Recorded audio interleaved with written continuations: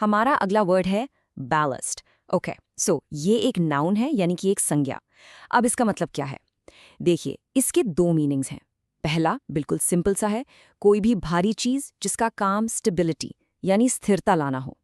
लेकिन इसका एक दूसरा और ज्यादा गहरा मतलब भी है, ऐसी कोई चीज जो आपके कैरेक्टर को, आपके मन को एक मजबूती दे, एक ठहराव दे। चलिए पहले इसके फिजिकल मीनिंग को एक एग्जाम्पल से समझते हैं।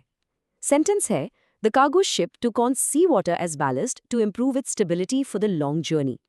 सोचो, एक बहुत बड़ा कार्गो शिप समंदर की लहरों में चल रहा है। अगर वो खाली होगा तो बहुत हिलेगा, राइट?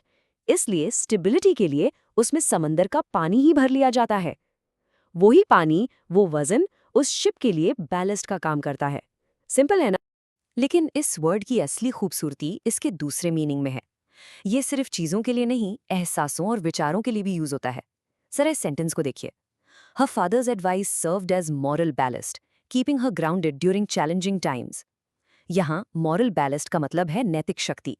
मतलब उसके पिता की सलाह ने उसके लिए एक एंकर का काम किया, जिसने मुश्किल वक्त में उसके कदम डगमगाने नहीं दिए। कितना पावरफुल यूज है, राइट?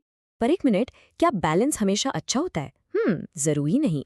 कभी कभी ये एक बोझ भी बन सकता है जो आपको आगे बढ़ने से रोके। जैसे कि इस एग्जाम्पल में, excessive regulations can act as an economic ballast, slowing down innovation and growth. इसका मतलब है कि जब नियम कानून हद से ज्यादा हो जाते हैं तो वो इकोनॉमी के लिए एक भारी बैलेस्ट बन जाते हैं, एक ऐसा बोझ जो नई सोच और तरक्की की रफ्तार को धीमा कर देता है। और अब इस वर्ड की पूरी गहराई इस कोट में महसूस कीजिए। In a turbulent world, a strong sense of purpose is the only true ballast for the soul. Wow! इसका मतलब है कि इस उथल-पुथल भरी दुनिया में अगर कोई चीज आपकी आत्मा को स्थिर रख सकती है, तो वो है आपके जीने का एक मजबूत मकसद। वही आपका सच्चा बैलेस्ट है। तो चलिए, इस वर्ड को और भी पक्का करने के लिए इसके सिनोनिम्स यानी मिलते-जुलते शब्द और एंटोनिम्स यानी इसके विपरीत शब्दों पर एक नजर डालते हैं। इसके सिनोनिम्स हैं स्टेबलाइजर, काउंटरबैलेंस, वेट और एंकर।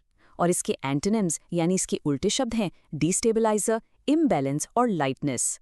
आई होप अब ये वर्ड आपको बिल्कुल क्लियर हो गया होगा। बस आज के लिए इतना ही। मिलते हैं नेक्स्ट वीडियो में। Happy learning.